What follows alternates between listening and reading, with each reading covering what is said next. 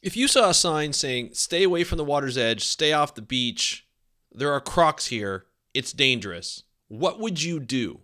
Would you not go there? I mean, that sounds like common sense, right? Apparently, not a lot of people have common sense. At one beach near Cardwell, Australia, where locals are starting to get tired of telling tourists to get off the beach and get away from the water's edge because they're in danger. And we're going to talk about why this needs to happen and why people can't just go on every beach and expect, just because it's a beach, it's for people. We're going to talk about that on today's episode of the How to Protect the Ocean podcast. Let's start the show. Hey everybody, welcome back to another exciting episode of the How to Protect the Ocean podcast. I'm your host, Andrew Lewin. This is the podcast where you find out what's happening with the ocean, how you can speak up for the ocean, and what you can do to live for a better ocean by taking action. And on today's episode, we're going to be talking about action taking, or I guess not really action taking, action avoiding, because this is something that we need to avoid. And I can't believe I'm making an episode about this, but I feel like we need to make an episode about this. You know what I mean? Like, it just doesn't make sense for people to avoid signs or ignore signs saying, you know what, that's probably over exaggerating. I'm probably okay. That's something that we don't have to worry about. And that's okay if you feel that way, but just remember, there are consequences. And when there are consequences, sometimes not just people pay, but the animals pay. And that's what we're going to talk about today. That's some of the things I want to avoid in the future. Before we do, though, I just want to talk to you a little bit about Magic Minds. Magic Mind has this great drink. It's like an elixir that I use each and every day. They came to me and they said, hey, you know what, Andrew, like, you're doing a lot of work. You create a lot of content. There's must be a lot going on in your brain. Don't you want to just simplify it and just stay awake and stay aware during that time of creating content? I said, hey, you know what? Yes, I would like to. And so I've been using Magic Mind. They sent me a batch, and now I'm a little, I like having it. It's really, really nice. I'm not addicted, but it's nice to have because I'm able to focus more when I have this type of drink. And so when I have it, it's just like a shot. It feels almost like a ginger shot, but tastes way, way better. And I just, for the next number of hours, like multiple hours, I feel so much better. It's better than, I don't drink coffee, but it's better than like having a Coke or having an energy drink where you go right up quickly. Your caffeine allows your energy to shoot out right up quickly and then just drop even worse about an hour later. So that's not good for me. I want something that, kind of gives me a slow kind of acceleration, drips out the caffeine slowly. And that's what this drink does. It's Magic Minds. You can get it too. I want to share it with you. magicmind.com/protect ocean and use my code protect20 to get up to 56% off your first subscription for the next 10 days. So that's always great to see. Let me know if you've tried it. I would love to hear from you and what you like about it, and the whole process. Anyway, let's get back to the show. This is something that I found very interesting. I came across it when I was looking for, articles to cover and some content to make from it. And a woman from far north Queensland in Cardwell, which is between Cairns and just north of north of Brisbane, essentially along the barrier reef. And when you look out at some of these beaches, you get these beautiful like sites of these islands that are essentially the barrier reef, or typify the barrier reef, and they're just picturesque places where you just have these beautiful views, blue water, really, really nice beaches, almost untouched, some might say. Almost untouched by people. You don't even see footsteps in the beach because nobody goes there. None of the locals go around some of these beaches. You know why? It's a little dangerous. They have Crocs in those waters, and people are locals don't go there because there's a risk of being attacked. There's a risk of being bitten, and obviously you don't want to be bitten by a croc. So a woman went to social media to complain about what's happening here. It says, I've come to the conclusion that people who are not Australian can't read warning signs. She posted on Facebook. She posted a picture of a sign that has multiple languages in English, Chinese, and German, urging people not to swim because crocodiles inhabit the area and attacks may cause injury or death. Now, there's another picture on this article, and I'll link to it in the show notes, of a pretty fair-sized crocodile just kind of sitting at the edge of the beach. of the edge of the water, I guess, on the beach. And you're kind of like, okay, yeah, no, I don't want to be there. But you got to remember that crocs aren't always showing. They could just be at the water's edge, and they could just be like, we're just waiting. We're waiting for some prey to come up and grab a drink of water because it's hot, and we're gonna prey upon them, and we're gonna bite them, and that's what's gonna happen. And so, if you have a dog, or you have a small child, or even yourself, if you go up to just put your feet in the water, this could be dangerous, right? These crocs could actually come out and try and mistake you as prey and try and bite you, and that's obviously not a great thing. And so, obviously, right? That's a pretty good one. So it says here, like one in the picture, it clearly in a couple of languages, just in case they can't understand the pictures, says it is not the best area to go onto the beach. The 68-year-old resident said tourists often visit Cardwell for the idyllic views and stop to grab a sandwich or something, or even coffee or a beer, and then they'll walk along the foreshore path and look at the never-ending sandy beach that had absolutely no human footprints on it, and they never actually questioned that. They gaze at the horizon dotted with some of the Great Barrier Reef Islands and look for the steps down to that beach, she says. And that's when they go. Because they don't read the signs, and they avoid reading the signs, and the moment that they're, get their towel laid out, or they take off their shoes for some well-meaning local like her will walk up to them and yell at them to get off the beach, quote unquote, get off the beach, or can't you read, you dork, quote unquote. Probably not the nicest way, but I guess after saying it numerous times, you get a little bit impatient with it.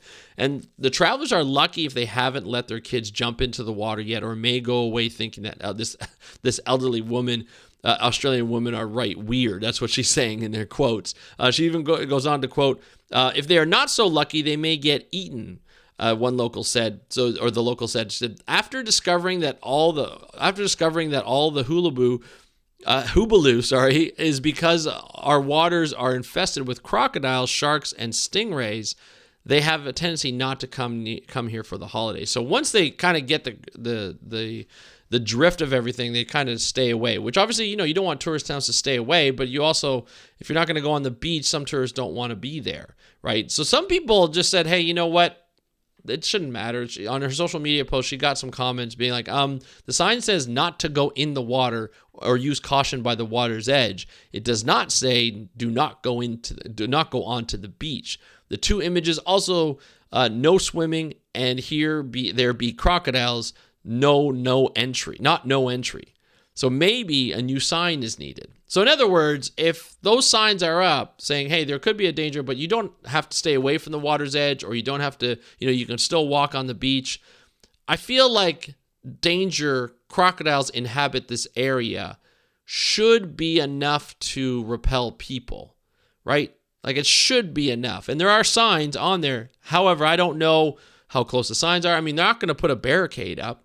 Right? They're going to put some signs up, but you have to read the signs when you're a tourist. If you're not familiar with an area and there's a potential for some kind of dangerous animal, let's be honest, me being Canadian and going to Australia would be like, this could be, I got to be careful. There are a lot of animals here that could hurt me. I have to be aware. One person said, I am also struggling to understand the issue with walking along the beach. As long as you don't go put your hand in or on anything suspiciously log-shaped, in my eyes. Like, really? I feel like that's just taking it too far. Vigilance, yes, but not to stay off the beach. People fish off the beach all the time, no problem. This is somebody that's local. They said it's a gross exaggeration of the danger. Other Aussies joked that the woman was starving the crocodiles and that it's natural selection for people to go on that beach. Last year, unfortunately, a man was attacked by a crocodile in far north Queensland when he and his dog entered dangerous waters. The croc mauled him on the leg before turning on and killing his dog, unfortunately. So, this is all for safety. These signs are for safety. They are not to sort of deter people from enjoying the view or enjoying the beach, but you have to be careful in some areas. If it says danger, heed the warning. It's really not that difficult. And here's the problem from an environmental perspective, is that if too many of these cases happen, who pays for it? Obviously, the people who are injured, but the animals pay for it as well. We know in Australia that if a shark will have an incident where they bite a human, then all of a sudden the politicians come out and be like, we're going to go get every shark that's about that size, say 13 feet, say, or 12 feet, or anything above 8 feet, and we're going to kill it because we don't want them to bite our people that are swimming on our beaches because it helps our tourism and it helps keep people safe. But it only happens every once in a while, and that every once in a while is pretty far and few between.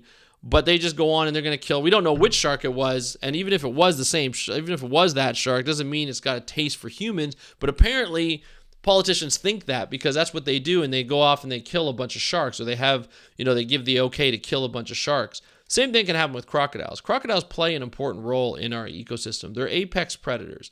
That means they shape the ecosystem with the prey, and they keep the prey intact so that they don't change the ecosystem the way we know it and the way we work with it. Crocodiles are very important. They are dangerous to humans. Yes, you have to be careful. Absolutely. But it's educating yourself before you go into any area. If I go anywhere, any kind of tourism, I'm doing my education on what's safe, what's not, what's ethical, right? What is considered ethical in that country or in that place that I'm visiting. And, just to keep safe, just to make sure that, yes, I want to have a good time, but I want to be safe. I want to have an adventure, but I want to be safe. And I think that is something that we just never really realize, and we never really understand until something bad happens. And then we're like, okay, let's put more influence into it, or let's put more thought into it. And this is what we have to do in any area. And sometimes we just don't. And that's just not right. And unfortunately, times the animals pay for it. And that's what I don't want to see, or the ecosystem pays for it. And I don't want to see that. You don't want to see that. We don't want to see that. So let's work together. And when people go to a new place or they come to your country, put up the signs, or make sure that they say the signs. Maybe say it in a nicer tone. Maybe have a little bit more patience, but just make sure people know that there are certain dangers and to be careful of those dangers. And yes, you may not be welcome to say that, and people may not love you saying that, but just be friendly about it. That's how I do it. I always try and tell people, what to look out for, what not to look out for. I'm a safety guy. I always want to keep people safe as much as possible. So it's always just good to give them a heads up on what's out there. But also do your own research, right? Do your own sort of surfing the web and looking at what could be dangerous in the place that you're going, especially when it comes to an environmental perspective. Because nobody wants to have that. Nobody wants to go through it. We all want to make sure that everybody has a great time, but also stay safe. When you go away and people are like, have a safe drive or have a safe trip. Yes, that's what you want. You want to have a safe trip. And so to do that, you have to educate yourself, and you have to be aware of signs and make sure that you can read those signs. And if you can't, that's just the way it goes. Like, for instance, as an example, for me as a marine biologist, you would think that when I go to the beaches, I would know the color of the flags on the lifeguard station. Well, I don't. And maybe it's different in each country, but it's something that you have to, be aware of. I was in the States. I was in South Beach, Miami, with my wife and another couple, and we went in the water. We just want to go. We've never been to South Beach. It's a nice beach. Not my favorite beach, but it was a nice beach. We went in the water. We hung out there for an hour. We were sitting in, just beautiful. The water was nice and warm, and it was a lot of fun. We had a great time. And when we got out, all of a sudden, my wife and my friend were like, something's not right. Something burns. And it wasn't terrible burn, but it was a burn. It was a jellyfish sting, and they got stung by jellyfish. So we went to the lifeguard station. Now, we have experience with our daughter in Cuba getting stung by a jellyfish. We didn't know the jellyfish were out there, and there were no flags that said the jellyfish were out there. But in Miami, we look at the flag, and I said, hey, what does that purple flag mean? And they said, oh, jellyfish are around. Oh, right. Something that maybe we should have read the signs of what the flags mean before you go into an ocean. Just because it's a red flag doesn't mean you can't go in, but some things you have to be careful. If it's a yellow flag, it might in one place might mean it's a different flag in another place, or it means a different meaning. You don't know. You should always check. You should always read those signs, and you should always be careful. We were lucky. It was just a jellyfish sting. And it wasn't major, and my wife and my friend were fine, but it could have been something different, and we just need to be more aware about these types of things. And it can happen to anybody, even a marine biologist who should know better. And so sometimes you're just not thinking right, and you just want to go into the water. You want to touch the sand. You want to touch the water's edge. You want to kind of play in the water and just enjoy the time. It's that blue mind factor, but you do have to be careful. You do have to make sure, you talk to local people, you look at the signs, and you just just abide by the rules. So that's sort of what I had to talk about today. I wanted to, it's kind of light, it's kind of common sense, but it's something that you should always look at. I don't always have that common sense, apparently, even though I'm making fun of people for not having common sense, but it's something that you have to kind of keep an eye out, because it's really, it can happen. These things can happen really, really quickly. It's why, when you do occupational health and safety training every year, it's why they do it every year, because you never know. It just takes one misstep. When you always talk to people who've had some problems or have had some incidences where, they had an incident at work or something, it's never really like, oh, I already knew that, I just didn't think about it. It was a mistake that happened, a lapse in judgment. And so you want to make sure that you don't have too many of those, and you want to make sure that you're aware of those so you don't have those lapses. Anyway, that's the episode for today. I'd love to hear your thoughts. Are there specific areas in your area where you live that are prohibited, or it's better to be prohibitive? Love to hear your thoughts. Hit me up on Instagram at How to Protect the Ocean. That's at How to Protect the Ocean, all one word. Or you can hit me up on speakupforblue.com/contact. That goes right to my email. You just have to fill out the form. And if you want to get a hold of Magic Mind, you can go magicmind.com/protect ocean and use my code PROTECT20 for 56% off your first subscription for the next 10 days. So check that out. Thank you so much for joining us on this episode of the How to Protect the Ocean podcast. I'm your host, Andrew Lewin. Have a great day. We'll talk to you next time, and happy conservation.